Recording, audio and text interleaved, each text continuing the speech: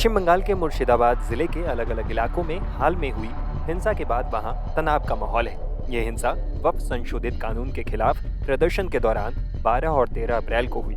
इस दौरान जिले के सूती, धुलियान और जंगीपुर इलाके में जमकर पत्थरबाजी, तोड़फोड़ और आगजनी की गई। इस हिंसा में 3 लोगों की मौत भी हो गई है। हिंसक भीड़ ने पीट कर पिता और बेटे की हत्या कर दी। उनकी पहचान हरगोविंद दास और चंदन दास के रूप में हुई है। वहीं हिंसक प्रदर्शन के दौरान 21 वर्षीय इजाज अहमद को गोली लग गई थी। उसे अस्पताल में भर्ती करवाया गया था, जहां इलाज के दौरान उसकी मौत हो गई।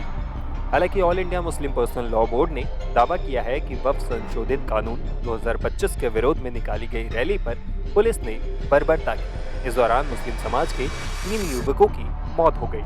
बोर्ड के जनरल सेक्रेटरी मौलाना फजलुर रहीम मुजादिदी ने यह दावा करते हुए पश्चिम बंगाल सरकार से मांग की कि वो इस मामले में जिम्मेदार अफसरों पर सख्त कार्रवाई करे। मुर्शिदाबाद मगरबी बंगाल के एहतजाजी जुलूस पर पुलिस की बर्बरियत ने 3 मुस्लिम नौजवानों की जान ले ली, जिसकी all India Muslim personal law board सख्त अल्फाज में मजम्मत करता है और मगरबी बंगाल की हुकूमत से मुतालबा करता है कि वो खाती और कसूरवार अफसरान के खिलाफ सख्त कार्रवाई करें और हलाक होने वाले हर फर्द के खानदान को 25-25 लाख रुपया बतौर मुआवजा अदा करे। नीज़ पुलिस को सख्त ताकीद करे कि वो किसी भी एहतजाज से निमटने में इंतहाई तहम्मुल, ज़ब्त और सब्र से काम लें। All India Muslim personal law board ने अपने बयान में आगे कहा है कि वक्फ कानून में मरकजी हुकूमत के जरिए मनमानी, मुतनाज़ा दस्तूरी हकूक़ से मुतसादिम इम्तियाज व तफरीक पर मबनी और फ़िरक़ेवारियत पर मबनी तरमीमात ने फिलवाक़े मुसलमानों के जज्बात को बरंगेख्ता कर दिया है, जिसका इजहार मुल्क के मुख्तलिफ इलाकों में एहतजाज और मुजाहिरों की शक्ल में हो रहा है। हम जिम्मेदारान बोर्ड मुसलमानों, बिलखुसूस हमारी नई नस्ल के उन जज्बात को कदर की निगाह से देखते हैं, मगर उनसे अपील भी करते हैं कि वो जोश के साथ होश का दामन न छोड़ें। वो बोर्ड या किसी जिम्मेदार जमात के तहत ही कोई सरगर्मी अंजाम दे, इस बात से पूरी तरह चौकन्ना रहें कि शर पसंद अनासिर उनकी सफ़ों में शामिल होकर इंतशार और बदअमनी न पैदा कर पाएं। हर कसो नाकस और अजनबी अफराद की कॉल पर लब्बैक न कहें, जब तक कि बोर्ड या कोई मोतबर दीनी तंजीम कोई कॉल न दे। इस पर बिल्कुल तवज्जो न दें। जिन रियासतों और शहरों के हालात साजगार न हो, वहाँ कोई रैली और जुलूस न निकालें, मुजाहिरों वगैरह में इश्तिआल अंगेज नारे न लगाएं। याद रखिए, हमारी कामयाबी इस बात में ही मुज़मर और पोशीदा है कि हमारी पूरी तहरीक पुरअमन और कानून के दायरे में रहे। हम कोशिश करें कि हमारे प्रोग्रामों में और हमारी सफ़ों में इंसाफ पसंद बिरादरान वतन की हर वक्त एक बड़ी तादाद मौजूद रहे। हम इस मसले को कभी भी हिंदू मुस्लिम मसला न बनने दें। अल्लाह सुब्हानहू व तआला से अपने ताल्लुक को मजबूत रखें, उसी पर भरोसा रखें और उसी से इस्तिआनत तलब करें। हम अगर अपनी तहरीक पुरअमन और कानून के दायरे में चलाएंगे तो इंशाअल्लाह कामयाबी बिल आखिर हमारे कदम चूमेगी। अल्लाह सुब्हानहू व तआला हमारा हामी और मददगार हो। आमीन सुम्मा आमीन। इधर इजाज अहमद की मौत से उनके परिवार में मातम पसरा है।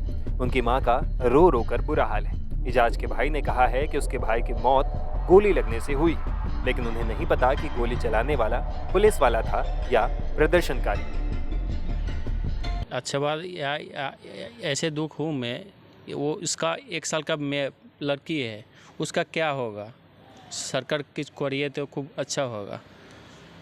कैसे मारा गया? गोली से मर गया।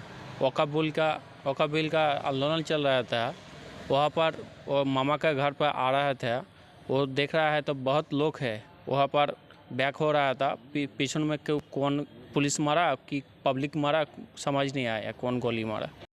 हम लोग अभी जस्टिस चाहता है, कुछ सरकार की तरफ से कुछ करे। उस लड़का का 1 साल का अभी लड़की है, 2 साल 3 साल हुआ उसका शादी होने का, और वो अभी क्या करेगा?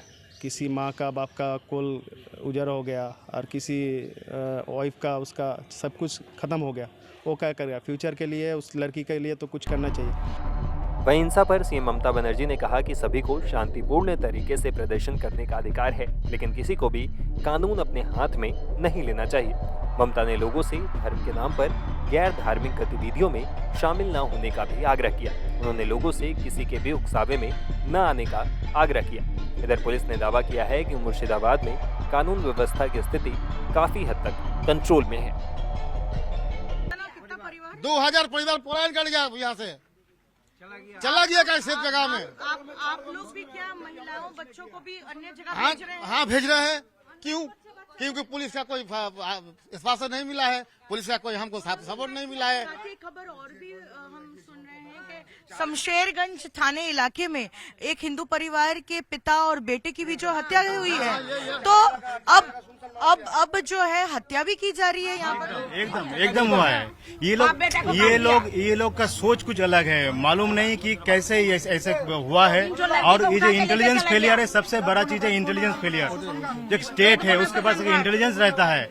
बस मंगलवार को ही एक यहाँ से 35 किलोमीटर दूर एक इंसिडेंट हो गया है, उसके बावजूद अगर ये प्रिकॉशन लेते तो ये दिन देखना नहीं पड़ता हम लोगों को। पुलिस पूरी इनएक्टिव रही। एकदम इनएक्टिव। ये परिवार जो है, सबका एक ही कहना है कि यहाँ पर कई ऐसे परिवार हैं, हिंदू परिवार, जो पलायन करने पर मजबूर हुए हैं, और वो इसलिए क्योंकि हम आपको तस्वीरों के माध्यम से दिखा रहे हैं कि हिंदुओं की दुकानों के साथ और घरों के साथ किस तरह से जो है हमला किया गया है। आप देखिए, ये भी एक हिंदू भाई की दुकान थी, लूट ली गई, यहाँ पर सामान भी लूट लिया और जो है तोड़फोड़ भी कर लिया। और साथ ही अब जो जहां अपनी जान बचाकर जा रहा है, जो इस इलाके को छोड़कर कई ऐसे परिवार है जो शरण ले रहे हैं पास के जिले मालदा में या फिर झारखंड के किसी इलाके में जा रहे हैं, क्योंकि उनका कहना है कि यहाँ पर लोग सुरक्षित नहीं है।